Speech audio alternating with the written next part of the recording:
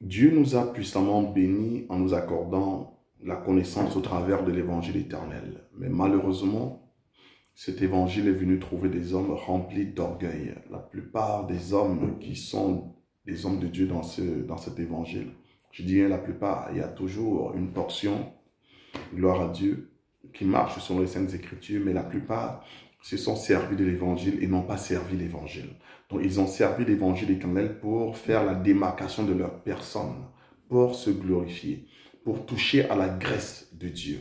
C'est pour ça qu'aujourd'hui, malheureusement, cet évangile aujourd'hui touche très peu de personnes. Pourquoi?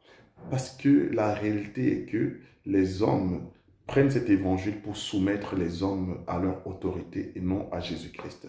C'est un évangile qui crée du fanatisme, qui amène le fanatisme dans les églises locales. Vous allez voir des hommes s'élever et glorifier leur pasteur. Ah, mon prophète prêche plus que l'autre. Tel homme voit plus que l'autre. Nous trouvons ce type de dérive-là dans le monde de l'évangile éternel. J'en parle aujourd'hui parce qu'il faut bien un moment que nous puissions en parler. Arrêtez l'hypocrisie, frère.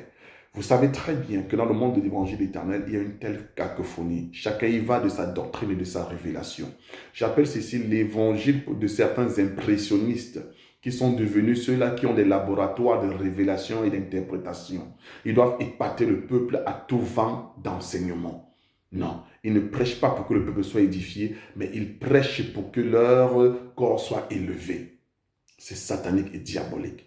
Vous en avez par-ci qui disent, ce n'est que chez nous qu'il y a l'évangile éternel. Vous en avez d'autres qui vont dire, ce n'est que chez nous. Aujourd'hui, l'évangile éternel est devenu la chasse gardée de certaines personnes, ce qui est hautement diabolique. C'est avec calme que je parle. Il y a quelque temps, j'ai partagé ou j'ai débattu avec un apôtre de cet évangile qui vit au Canada. Nous avons parlé sur la Sainte Seine, en fait, le repas du Seigneur. Il soutenait mordicus que ce repas était spirituel. Je lui disais, non, frère, la Sainte Seine doit se manger naturellement. Non, il refusait. Vous voyez à quel point il y a la folie.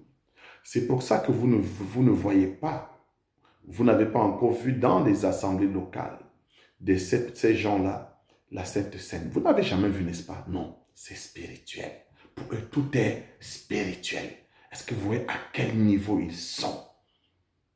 Est-ce que vous voyez pourquoi dans ces assemblées-là, dans la plupart de ces assemblées, il n'y a pas de délivrance?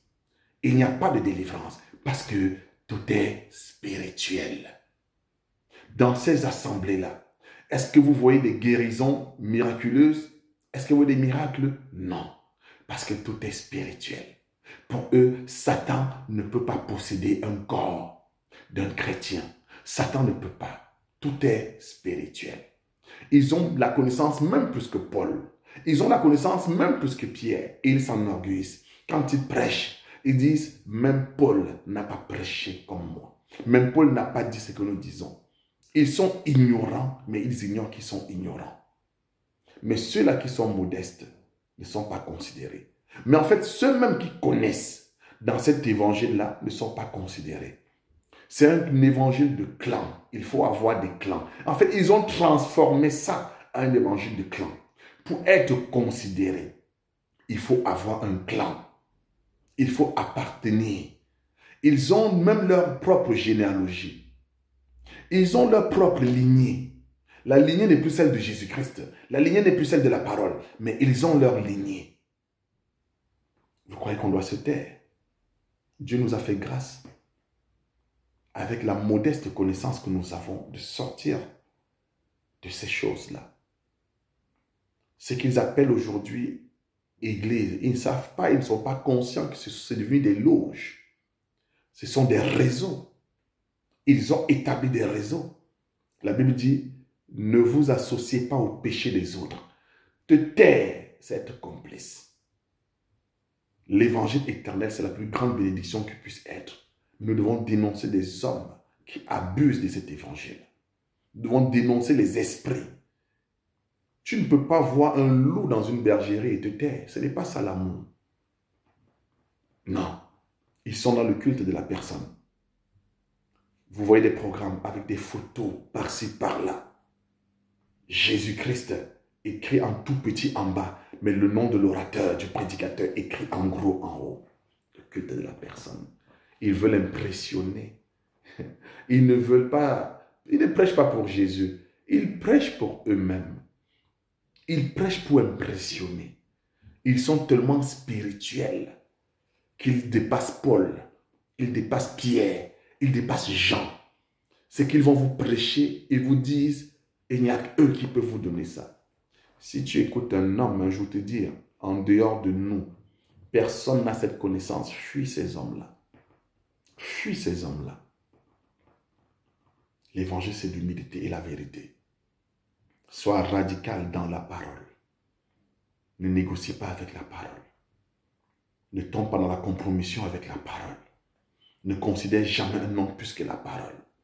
Aie l'audace, le courage de dire à un homme, toi, tu t'égares, c'est ça l'amour.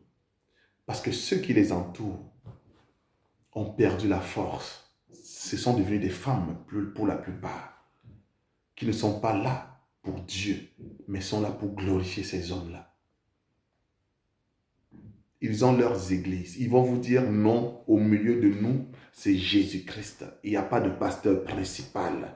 Il n'y a pas de représentant légal. Mais il y en a. Oh, c'est l'hypocrisie. Ils le savent entre eux. Ils savent entre eux qu'ils ont leurs églises. Mais ils prennent l'écriture, ils mettent devant.